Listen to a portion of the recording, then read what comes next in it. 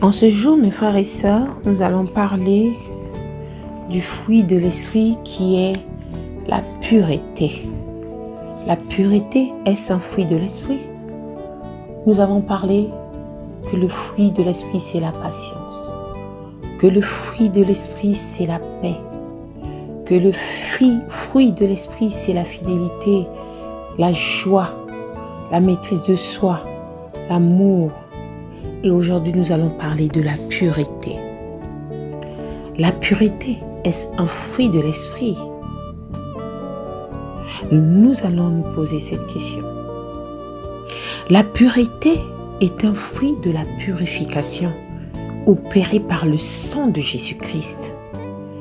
Chaque fois que Dieu, par son esprit, nous montre à la lumière de sa parole un obstacle dans nos relations avec lui, il nous appelle à se laisser purifier de nos péchés en le confessant à Jésus et en s'appropriant par la foi à la purification qu'il accomplit pour nous lorsqu'il a versé son sang sur la croix. Le sang de Jésus nous purifie de tout péché. Si nous confessons nos péchés, il est fidèle et juste pour nous les pardonner et pour nous purifier de toute iniquité, comme nous le dit 1 Jean chapitre 1, verset 7 et le verset 9. Mes frères et sœurs, la pureté, fruit de la purification, permettra au fruit de l'esprit de paraître dans notre vie. Dieu parle à notre cœur par son esprit, au moyen de sa parole, la Bible, pour nous conduire dans sa volonté, dans ses œuvres qu'il a préparées d'avance pour que nous les accomplissions. Mais il nous appelle avant tout à venir à Jésus afin que nous soyons purifiés de tout péché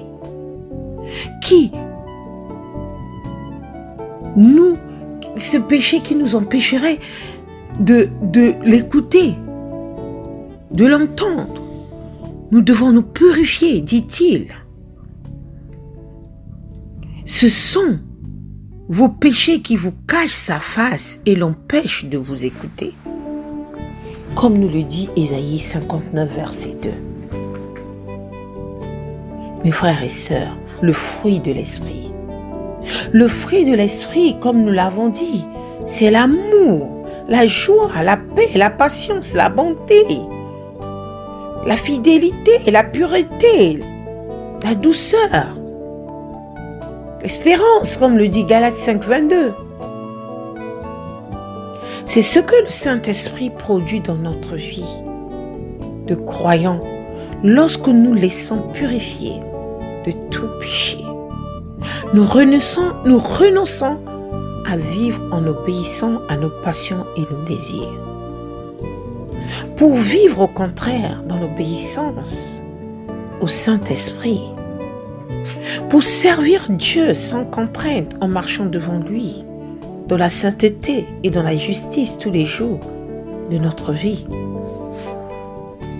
Mes frères et sœurs, le Saint-Esprit en effet parle à notre conscience de la part de Dieu à travers la Bible. C'est alors que l'enfant de Dieu qui a vraiment reçu Jésus-Christ dans son cœur et qui l'aime va lui répondre par l'obéissance. Il va être ainsi amené à devoir renoncer à ses propres désirs.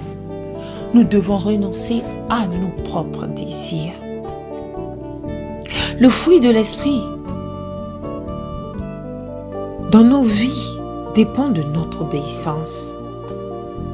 Voilà pourquoi la Bible nous rappelle à chaque fois, dans le puits de Galates 5, versets 16 à 17, marchez selon l'esprit, mes frères.